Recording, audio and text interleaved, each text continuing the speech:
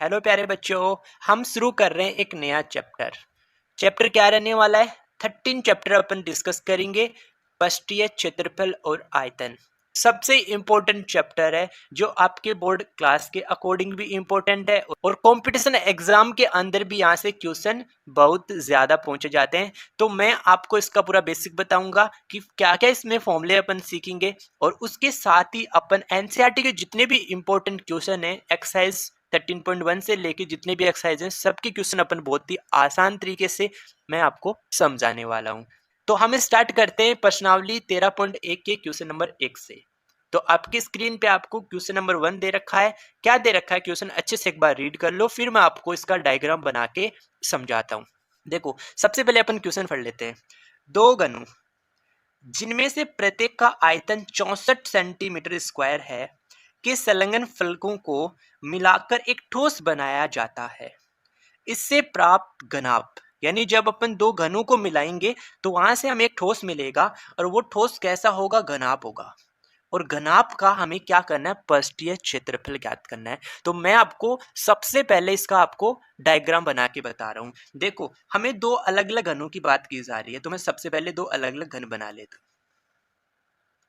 ध्यान से समझना, मैं आपको बहुत अच्छे से डायग्राम बना के सिखाऊंगा। मैं सबसे पहले दो घन बना लेता हूं।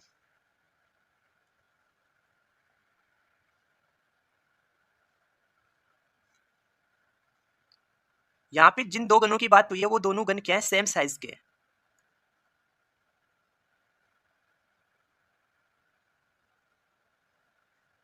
ये लो, मैंने यहाँ पे क्या बना लिए? दो घन बना लिए।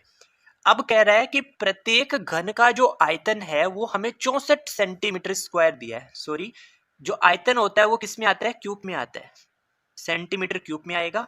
तो मैं यहाँ पे लिख लेता हूं, प्रत्येक घन का आयतन, प्रत्येक घन का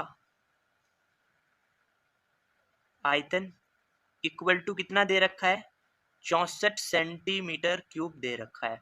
आप मुझे बताओ, मैं आपको बताता हूं कि घन का आयतन निकालने का सूत्र क्या होता है? भुजा क्यूब होता है। क्योंकि घन की सभी भुजाएं क्या होती है? बराबर होती हैं। भुजा क्यूब कह दूंगा या फिर ए का क्यूब बोल दूंगा। इक्वल टू कितना आ जाएगा? 64 सेंटीमीटर क्यूब।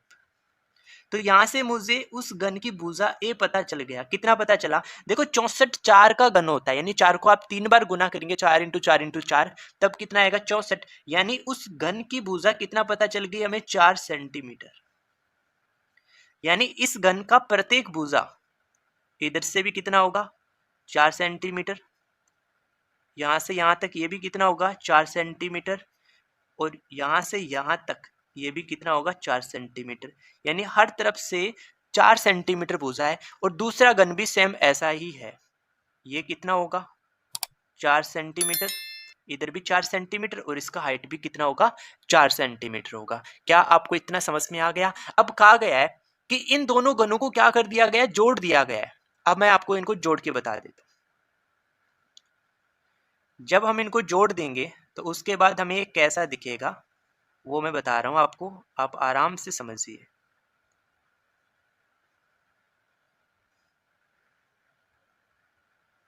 इस टाइप से हमें दिखने वाला है। तो देखो, ध्यान से समझना। अब लेंथ इसकी क्या बन जाएगी? आपको पता है, इस किनारे से लेके हमने इस किनारे तक पूरा जोड़ दिया ना, ये जो बीच में गैप है इसको हमने क्या कर दिया? आपस में टच कर दिया। तो यहां से यहां तक कितना था? 4 सेंटीमीटर। और यहां से यहां तक 4 सेंटीमीटर। तो दोनों, यानी यहां से यहां तक कितना?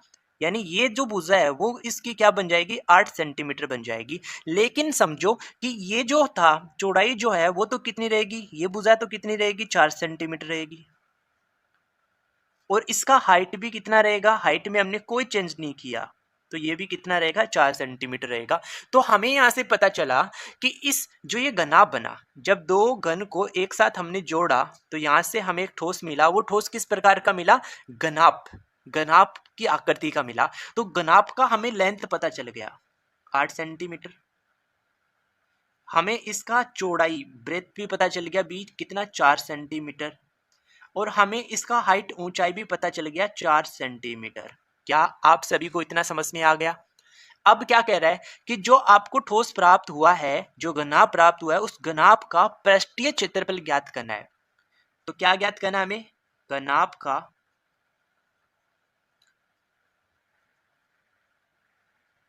पृष्ठीय क्षेत्रफल।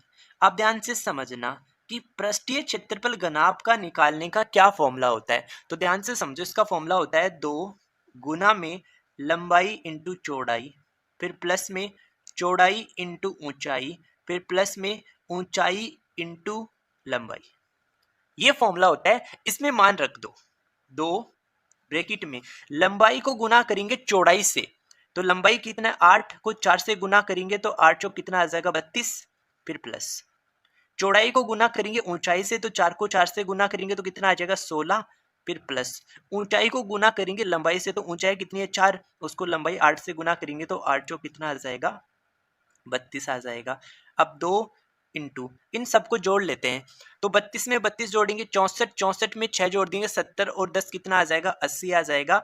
और 80 को अपन 2 से गुना करेंगे तो कितना आ जाएगा 160। अब सबसे इंपॉर्टेंट बात समझो, देखो आयतन होता है तो जो भी इकाई होता है उस इकाई का घन होता है, और जो क्षेत्रफल होता है वो उस इकाई का वर्ग होता है, यानी वर्ग इकाई होता है। अब इकाई आपके सामने कुछ भी हो सकती है, सेंटीमीटर हो सकता है, एमएम हो सकता है, मीटर हो सकता है, लेकिन यहाँ पे सब कुछ हमें किस में डिस्कस कर रहे हैं सेंटीमीटर में, तो यहाँ पे वर्ग सेंटीमीटर आ जाएगा, यानी सेंटीमीटर का वर्ग आ जाएगा। तो इस क्वेश्चन का ये आंसर आ जाएगा 160 सेंटीमीटर स्क्वायर।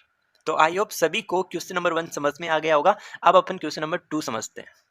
यस देखो, हमें क्वेश्चन नंबर 2 क्या दे रखा है, कोई बर्तन एक खोखले अर्धगोले के आकार का है, यानी कि यहाँ पे अर्धगोले की बात हो रही है और खोखला अर्धगोला है। तो चलो मैं बना लेता हूँ, डायग्राम बना के बताऊंगा, बहुत अच्छे से आपको मैं समझा रहा हूँ, ध्यान से समझते रहिए। तो मैं क्या करता हूँ, सबसे पहले अर्धगोला बना लेता हूँ, वो भी खोखला। आराम से देखते रहिए मैं डायग्राम कैसे बना रहा हूँ। ये मैंने क्या किया है, खोखला अर्धगोला बना लिया। आगे पढ़ो क्या कह रहे हैं, जिसके ऊपर एक खोखला बेलन अध्यारोपित है। अध्यारोपित का मतलब होता है कि इसका जो आधार है उसके ऊपर ऐसा कैसा एकदम फिट आ जाना चाहिए, यानी ना तो इससे बड़ा होगा ना इससे छोटा होगा। तो किस टाइप से होगा मैं बनाता हूं, यहां पे इस टाइप से, यानी बिल्कुल ऐसा इसको कवर करेगा और यहां से ऐसा कवर कर देगा। तो ये क्या बन गया सिलेंडर, बेलन मैंने इसके ऊपर क्या कर दिया अध्यारोपित कर दिया। क्या आपको समझ में आया, यानी कहने का मतलब इस अर्धगोले का और बेलन का आधार क्या हो जाएगा समान हो जाएगा। फिर आगे पढ़ो, आगे क्या कह रहा है, आगे कहा जा रहा है कि अर्धगोले का व्यास, व्यास का मतलब होता है यहां से लेके यहां तक की दूरी 14, यानी यहां से लेके यहां तक की डिस्टेंस हमें दी है 14 सेंटीमीटर। तो यहां से हमें पता चला कि अगर हम इस अर्धगोले का त्रिज्या पता करें, यानी यहां से यहां तक की दूरी पता करें, तो 14 सेंटीमीटर का आधा, यानी वही रेडियस होगी किसके लिए अर्धगोले के लिए, और वही त्रिज्या होगी बेलन। तो मैं यहाँ पे लिख देता हूं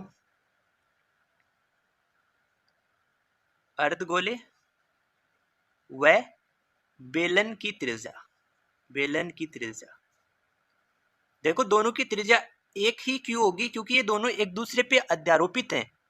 तो कितना आ जाएगा रेडियस 7 सेंटीमीटर।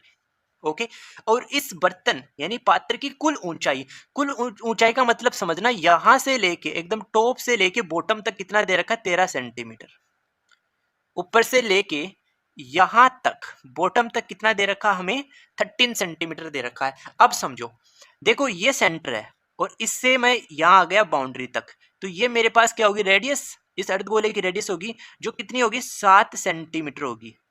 तो जब मैं इस 13 सेंटीमीटर में से 7 सेंटीमीटर माइनस कर दूंगा तो मुझे इस बेलन की हाइट पता चल जाएगी, और वो कितना पता चलेगी जब 13 में से 7 माइनस कर दोगे, तो बेलन की ऊंचाई है 6 सेंटीमीटर।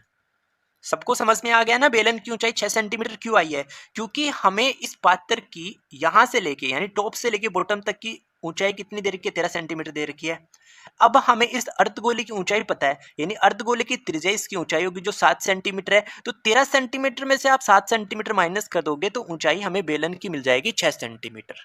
ओके ठीक है, अब आगे अपन क्वेश्चन पढ़ते हैं। इस बर्तन का आंतरिक पृष्ठीय क्षेत्रफल ज्ञात कीजिए, यानी हमें क्या करना है, इस बर्तन जो ये बर्तन है इस बर्तन का अंदर के पृष्ठ का क्या करना, हमें क्षेत्रफल ज्ञात करना है।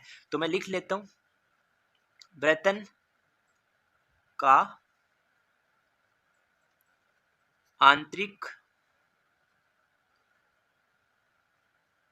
पृष्ठीय क्षेत्रफल। अब समझो सबसे इंपॉर्टेंट पॉइंट कि हम इसका क्षेत्रफल कैसे निकालेंगे, क्या फॉर्मूला लगाएंगे, समझना। देखो मेरी बात सुनो अच्छे से। हमें क्या करना है, देखो मैं जिस पार्ट को कवर कर रहा हूं उसका हमें क्या करना है, क्षेत्रफल निकालना है। देखो पहले मैं इस अर्ध जो गोला है, खोखला अर्ध गोला है, उसका क्षेत्रफल यानी इसके पृष्ठ का क्षेत्रफल का मतलब ये वाला, मुझे ओनली ये वाला क्षेत्रफल चाहिए। तो ये क्या, इसके लिए वक्र क्षेत्रफल है, वक्र पृष्ठीय क्षेत्रफल है। और इस बेलन के लिए भी मुझे ये वाला क्षेत्रफल चाहिए, यहां से लेके ये एकदम अंदर वाला क्षेत्रफल चाहिए। तो बेलन का वक्र पृष्ठीय क्षेत्रफल निकालने का सूत्र होता है 2πr(h). याद कर लो, बेलन का वक्र पृष्ठीय क्षेत्रफल निकालने का सूत्र कितना होता है, 2πr(h). इसमें मुझे प्लस करना है, क्या प्लस करूंगा, इस अर्धगोले का वक्र पृष्ठीय क्षेत्रफल, अर्धगोले का वक्र पृष्ठीय क्षेत्रफल। तो ध्यान से समझना, अगर मैं यहाँ पे पूरा गोला बनाता, ध्यान से समझो, अगर मैं यहाँ पे पूरा गोला बनाता तो इस पूरे गोले का आंतरिक वक्र पृष्ठीय क्षेत्रफल कह दूं, या बाह्य वक्र पृष्ठीय क्षेत्रफल कह दूं, या फिर संपूर्ण पृष्ठीय क्षेत्रफल कह दूं, यहाँ पे एक ही होता है। तो कितना होता, 4πr² आता, कितना आ जाता, 4πr² आ जाता। अब मैं क्या करता हूं, इसको बीच में से काट देता हूं, यानी मैं अर्धगोला बना लेता हूं इसको। तो मैंने यहां से इसको क्या कर दिया, कट कर दिया। तो आपको पता है कि इस पूरे का क्षेत्रफल 4πr² था। जब मैंने इसको यहां से कट कर दिया तो मैं तो इतने की तो बात कर रहा हूं, यहां से लेके यहां तक, तो ये कितना आ जाएगा, 2πr² आ जाएगा। यानी इस क्वेश्चन में मैं जिस अर्धगोले की बात कर रहा हूं उसका क्षेत्रफल मैं कितना लूंगा, 2πr² लूंगा। तो यहां प्लस कितना कर दूंगा, 2πr²। समझ में आ गया सभी को, मैंने यहाँ 2πr² क्यों लिखा है। अब देखो यहां से मैं क्या करता हूँ, 2πr कॉमन ले लेता हूँ, 2πr कॉमन ले लूंगा तो यहाँ पे h बचेगा, फिर प्लस यहाँ पे क्या बच जाएगा, r बच जाएगा। अब बस मुझे क्या करना है, इसमें मान रखना है, रख दो 2 की जगह 2। जब तक पाई के बारे में कुछ नहीं कहेगा तब तक अपन 22/7 लिखने वाले, इंटू आर। आर हमें बेलन का और अर्धगोले का समान है, तो मैं लिख दूंगा यहाँ पे 7 ब्रैकेट में h। h यहाँ पे कौन सी होगी, बेलन का। देखो मैंने ये वक्र पृष्ठीय क्षेत्रफल बेलन का लिया है, तो हाइट होगी बेलन की, तो कितना आएगा 6 प्लस रेडियस आ जाएगा 7। करो सिंपल, 7 से 7 कैंसिल कर दूंगा तो यहाँ पे 2 × 22 बचेगा, इंटू 7 में 6 जोड़ दूंगा तो कितना आ जाएगा, 13 आ जाएगा। अब इनको गुना कर लेते हैं। देखो सबसे फास्ट गुना करने का तरीका बता रहा हूं। पहले अपन क्या करेंगे, 13 को 2 से गुना करेंगे, 26।